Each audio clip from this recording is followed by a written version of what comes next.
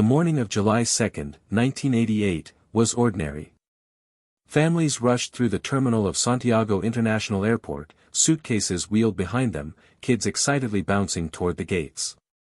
Flight 914, operated by Andean Skies Airways, was scheduled to depart at 8:15 a.m., en route to Miami, Florida.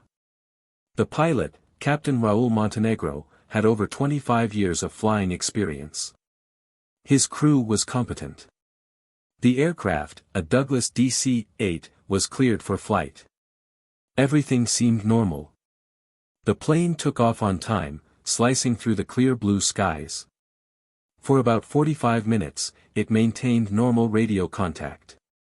Then, silence. Radar in both Chile and Panama lost all trace of the aircraft. 1 minute it was there, the next, nothing. No distress signal, no turbulence reported, just, gone. What followed was a massive international search. Naval units scanned ocean routes. Neighboring countries coordinated with satellites and radar surveillance. But the DC-8, its crew, and all 109 passengers on board vanished into thin air. After months of investigation, authorities declared the plane lost. Official records cited unexplained disappearance, and families grieved the presumed deaths of their loved ones. Years turned into decades. Conspiracy theories emerged, everything from alien abduction, secret military experiments, to time travel. But eventually, the world moved on. The story faded, becoming just another aviation mystery, like Flight 370 or Amelia Earhart. That is, until March 9, 2025.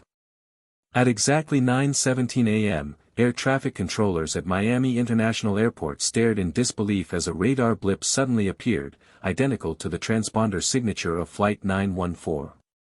At first, they thought it was a system glitch. But within minutes, visual confirmation came from a commercial airliner on approach. A vintage DC-8 was flying low, its landing gear deployed. It circled once, then descended smoothly onto runway 14L. The tower scrambled emergency response crews. Fire trucks, police, and ambulances raced to the scene, fearing a possible hijacking or technical failure.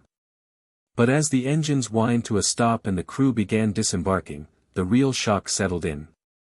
The pilot stepped out, same uniform, same ID tag, looking slightly confused but unharmed.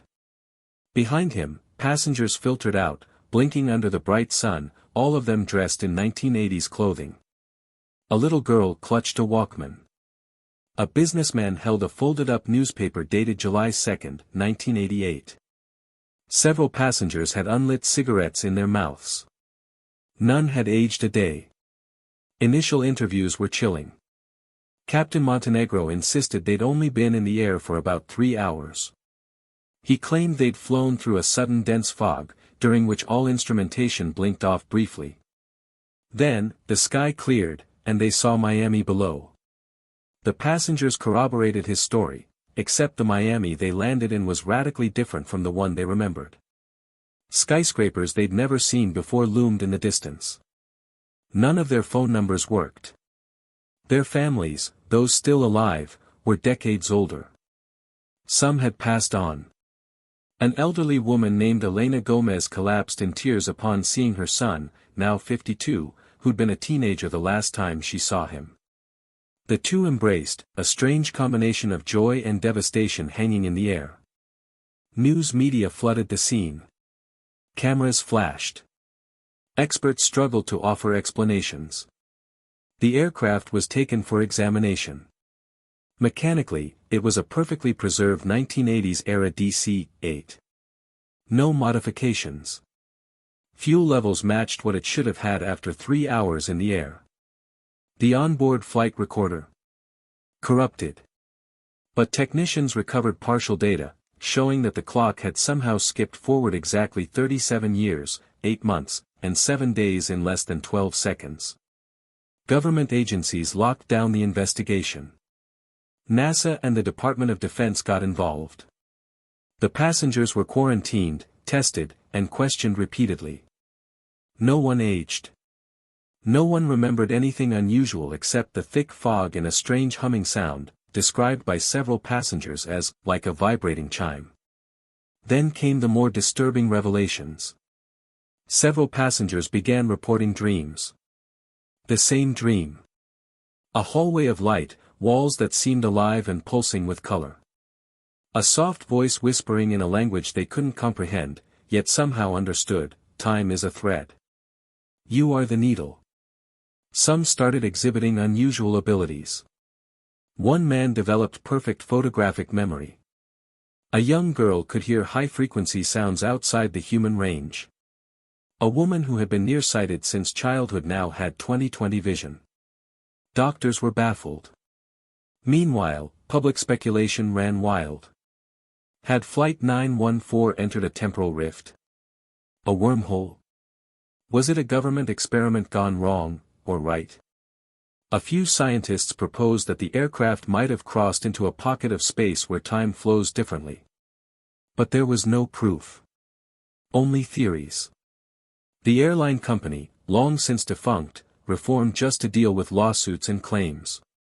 Relatives sued for emotional damages, though the passengers themselves were paid settlements and offered therapy, housing, and protection from the media storm. Some passengers, unable to adjust to the modern world, fell into deep depression. Others embraced their second chance. But then something even stranger occurred. On the one-year anniversary of the landing, another plane disappeared. Flight 828 from Tokyo to San Francisco, gone from radar without a trace. Its transponder.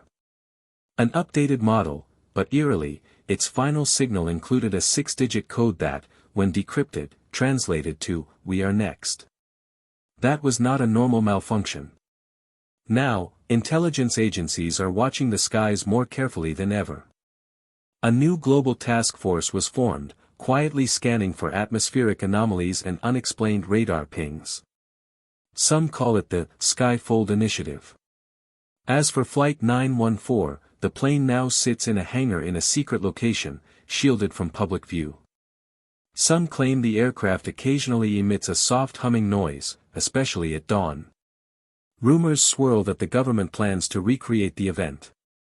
Others insist that if time gave something back, it might one day take something in return.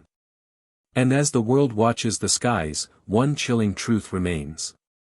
The passengers didn't just skip 37 years, they may have returned with something else. Something that's still waiting to awaken.